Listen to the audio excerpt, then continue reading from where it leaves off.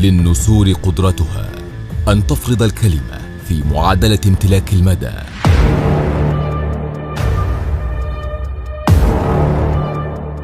ولقوتها أن تحقق النصر في أعتى المحن. للنسور رغبتها في الانطلاق نحو آفاق المستحيل. إلى العلا تطير النسور،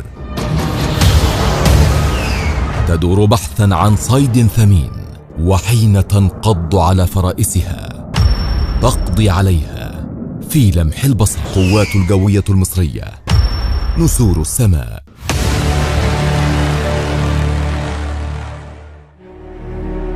تاريخ حافل وماض مجيد. العام 1932 ميلاد القوات الجوية المصرية. وللنسور الجو المصري أن يفخروا بماضيهم، ولمصر أن تزهو بامتلاك أقدم قوة جوية من نوعها في الشرق الأوسط وشمال إفريقيا. انطلاقة قوية أعقبها الصعود المتنامي للقدرات القتالية الجوية في حروب مصر المعاصرة. أمثلة حية تعبر عن قيم البطولة والتضحية والانطلاق إلى العلا في سبيل مجد الوطن.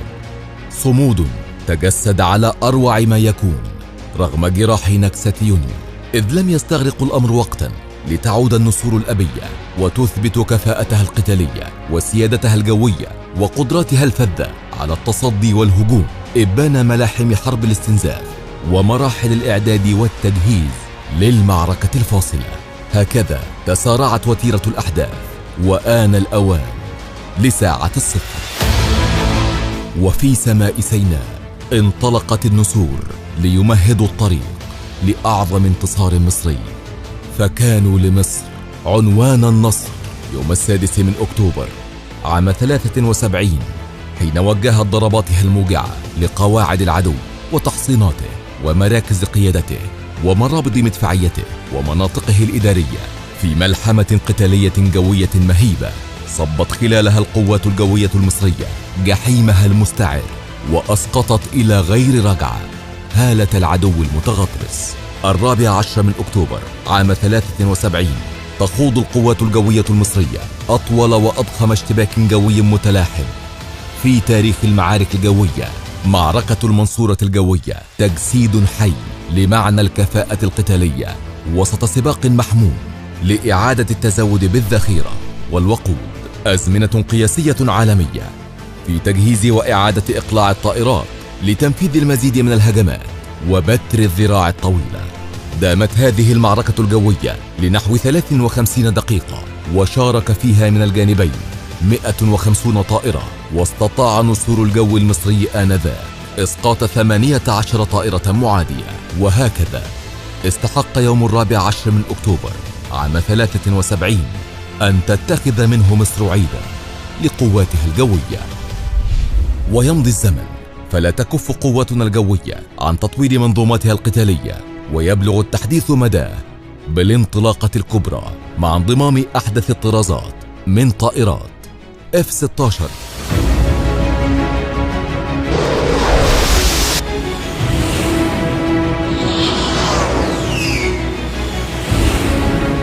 رافال متعددة المهام،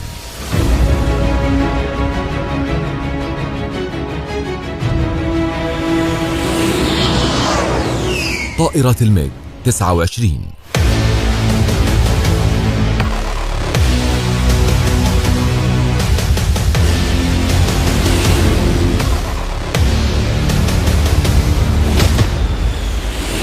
الطائرات الموجهة وينج لونج،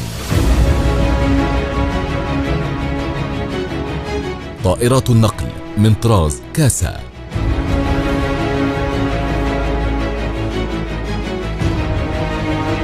وطائرات النقل من طراز اليوشن.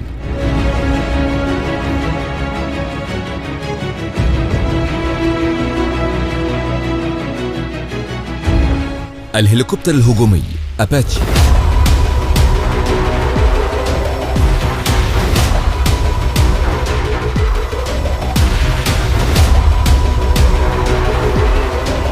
الهليكوبتر الهجومي كاموف،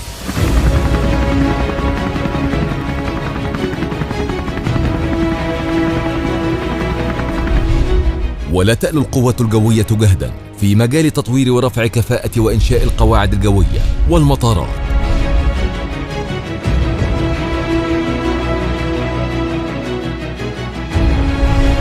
وكذا المزيد من ورش صيانة الطائرات، هذا بالإضافة إلى الارتقاء بمنظومة التدريب لجميع التخصصات. وتظل الكفاءة القتالية هي الركيزة الأساسية لعبقرية أداء نسور السماء، ارتقاء تجلى على أشمل ما يكون في حماية كافة المحاور الاستراتيجية، وتجلت من خلاله قدرات القوات الجوية بتدمير معاقل الإرهاب.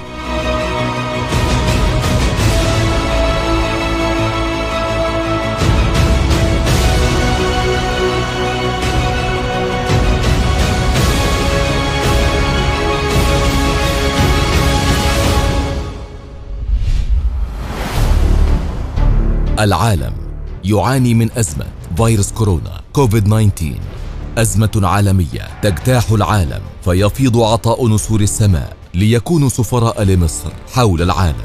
هكذا امتدت قوافل الدعم الطائر عبر القوات الجوية المصرية لتقديم المساعدات والمستلزمات الطبية للعديد من الدول الشقيقة والصديقة. وتواصل عطاء النسور بنقل المزيد من مواد الإغاثة العاجلة لمواجهة تداعيات مرفأ بيروت في لبنان، ولمتضرر السيول بالسودان. ويظهر نسور السماء معدنهم الفريد عبر العديد من الأنشطة التدريبية والقتالية خلال عام 2020 يتقدمها حضورهم البارز في المناورة قادر 2020، والتي أظهرت أرقى القدرات القتالية لقواتنا الجوية في إطار إحدى خطط الفتح الاستراتيجي.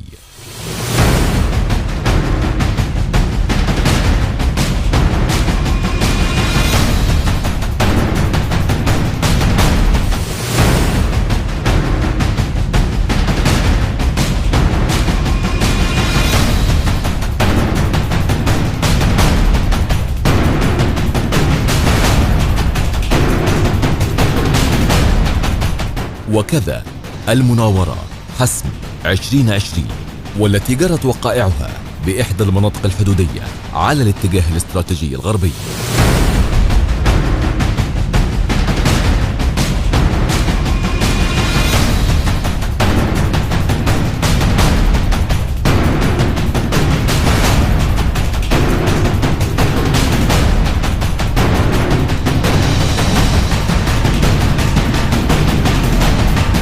مستوى قتالي ما كان ليتجلى على هذا النحو المثالي دون حرص القوات الجوية المصرية على الوصول لأرقى المستويات التدريبية، والتي جعلت من مصر مقصدا لتنفيذ العديد من التدريبات الجوية المشتركة للراغبين من الدول الشقيقة والصديقة. الجيش المصري جيش قوي صحيح، ومن أقوى جيوش المنطقة صحيح.